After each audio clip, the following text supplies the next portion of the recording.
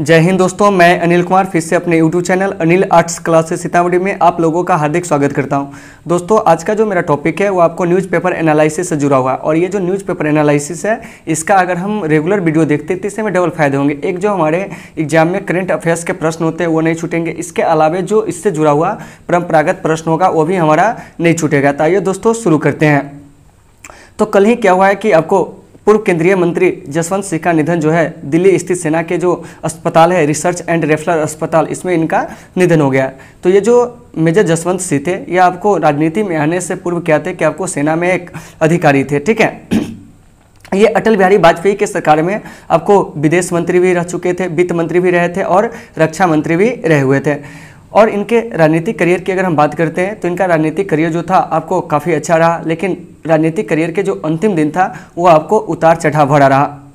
2001 में इन्हें सर्वश्रेष्ठ सांसद का पुरस्कार मिला था। इसके अलावा क्या हुआ था कि भारत विभाजन पर उनकी जो किताब थी जिन्ना इंडिया पार्टीशन इंडिपेंडेंस में उन्होंने क्या किया था कि नेहरू पटेल की आलोचना की और जिन्ना की प्रशंसा के लिए उनको क्या हुआ था कि भारतीय जनता पार्टी ने पार्टी से निष्कासित कर दिया, लेकिन तुरंत ही इन्हें क्या कर लिया गया था, फिर से बुला लिया गया था। तो आइए इनके बारे में और भी कुछ जानते हैं कि इनके समय में कौन सी महत्वपूर्ण घटना घटी। तो अटल बिहारी वाजपेयी सरकार ने क्या किया था कि आपको 1998 में राजस्थान के जैसलमेर जिला स्थित पोखरण में 2 दिनों के अंदर में ही क्या किए थे कि आपको 5 परमाणु परीक्षण करके क्या कहते हैं कि सारी दुनिया को चौंका दिए थे। लेकिन इससे क्या हुआ था कि दुनिया के जो तमाम देश थे वो भारत के विरोध में खड़े हो गए। जैसे इनमें से कुछ देश जैसे अमेरिका था, ब्रिटेन था, कनाडा था, इसके अलावा कई सारे पश्चिमी देश था जिसने हम पर क्या कर दिया कि आर्थिक प्रतिबंध लगा दिया, ठीक है। तो इन प्रतिबंध को दूर करने के लिए, इन प्रतिबंध में वार्तालाप करने के लिए, इन प्रतिबंध को हटवाने के लिए अटल बिहारी वाजपेयी जी ने जसवंत सिन्हा को ही क्या किए थे, आगे किए हुए थे। इसके अलावा इनके समय में एक जो बहुत ही मुश्त घटना घटी थी वह था आपको कंधार विमान जो अपहरण हुआ था उसके बारे में थोड़ा सा चर्चा करते हैं। तो देखिए, ये जो काठमांडू एयरपोर्ट है, ठीक है, तो काठमांडू एयरपोर्ट से क्या हुआ था कि एयर इंडिया का जो विमान था वो 24 दिसंबर 1999 को रात्रि में उड़ान भरी और उस विमान का नाम था आपको IC 814। तो इसको क्या होता कि आतंकवादियों ने हाईजैक कर लिया था, ठीक है। तो इसमें आपको 176 यात्री थे, इसके अलावा 15 क्रू मेंबर्स थे।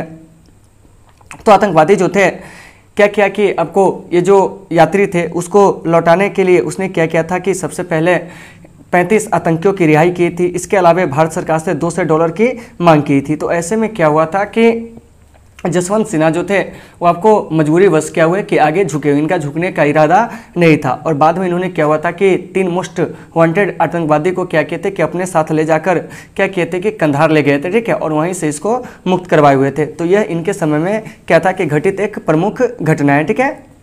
अब आइए, अब एक ये वाजपेयी सरकार में क्या थे कि आपको 16 मई 1996 से लेकर 1 जून 1996 तक वित्त मंत्री रहे थे। इसके अलावा 5 दिसंबर 1998 से 1 जुलाई 2002 के दौरान वे वाजपेयी सरकार में विदेश मंत्री भी रहे थे। फिर साल 2002 में यशवंत सिन्हा जो थे वो आपको रक्षा मंत्री भी बने हुए थे। तो यह इनका क्या था कि राजनीतिक करियर था। अब आइए आगे हम बात करते हैं अंतर्राष्ट्रीय स्तर पर जो रेबीज दिवस मनाया जाता है वो आपको 28 सितंबर को। तो याद रखना है आपको कि अंतर्राष्ट्रीय स्तर पर रेबीज दिवस कब मनाया जाता है, 28 सितंबर को। और इस दिवस को मनाने का उद्देश्य क्या होता है, तो कुत्तों के काटने से क्या होता है कि जो गंभीर बीमारी होती है उसके प्रति लोगों को क्या करना, जागरूक करना। तो यहाँ से हम क्या सीखे कि रेबीज जो होता है वह कुत्ता के काटने से होता है, ठीक है।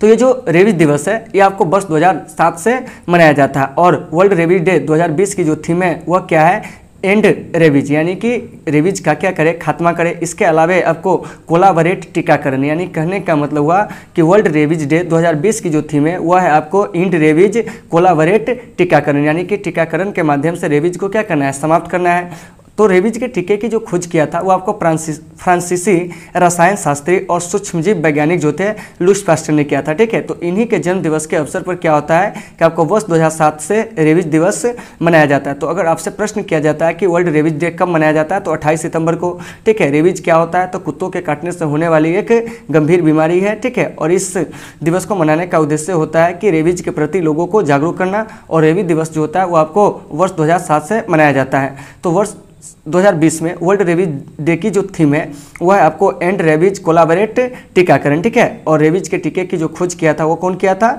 तो आपको लुईस पास्टर किया था। और लुईस पास्टर जो थे वो आपको फ्रांसीसी रसायन शास्त्री थे और सूक्ष्म वैज्ञानिक थे। अब आइए, आज ही 28 सितंबर 1907 को क्या हुआ था कि भारत के एक महान वीर सपूत भगत सिंह का जन्म हुआ था। और भगत सिंह को हम लोग शहीद ए आजम के नाम से भी जानते हैं। तो भगत सिंह का जो जन्म हुआ था 28 सितंबर 1907 को हुआ था और इनका जो जन्म हुआ था वर्तमान पाकिस्तान के बंगाल में हुआ था। पहले अविभाजित भारत में ही वो जगह था, लेकिन अब वह पाकिस्तान में चला गया।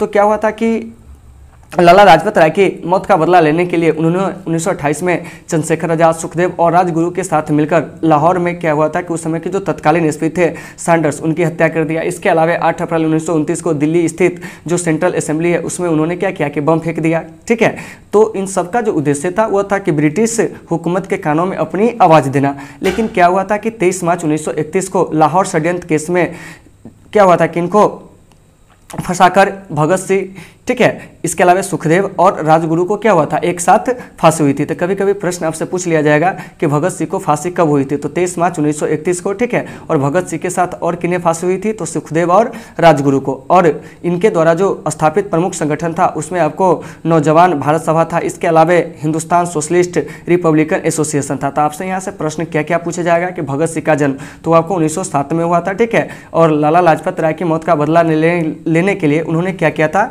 कि आपको सैंडर्स नामक जो एसपी था उसका क्या कर दिया, हत्या कर दिए थे। ठीक है, और 8 अप्रैल 1929 को दिल्ली स्थित जो सेंट्रल असेंबली है उसमें उन्होंने क्या किया कि बम फेंक दिया ताकि ब्रिटिश हुकूमत के कानों में अपनी आवाज़ को पहुंचा सके। तो इसी लाहौर षड्यंत्र केस में उनको क्या किया कि आरोपी बनाया गया और 23 मार्च 1931 को भगत सिंह को क्या कर दिया गया, सुखदेव और राजगुरु के साथ फांसी पर चढ़ा दिया गया।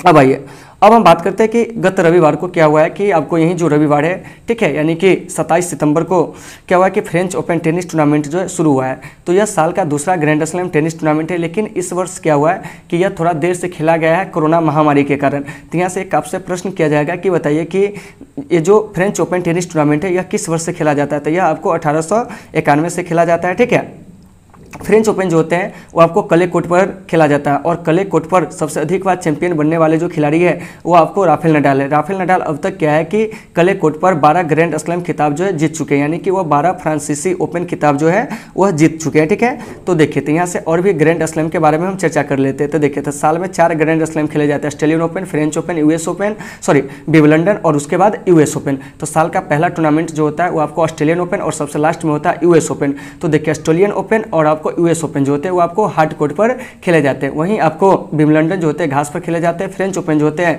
क्ले कोर्ट पर खेले जाते हैं।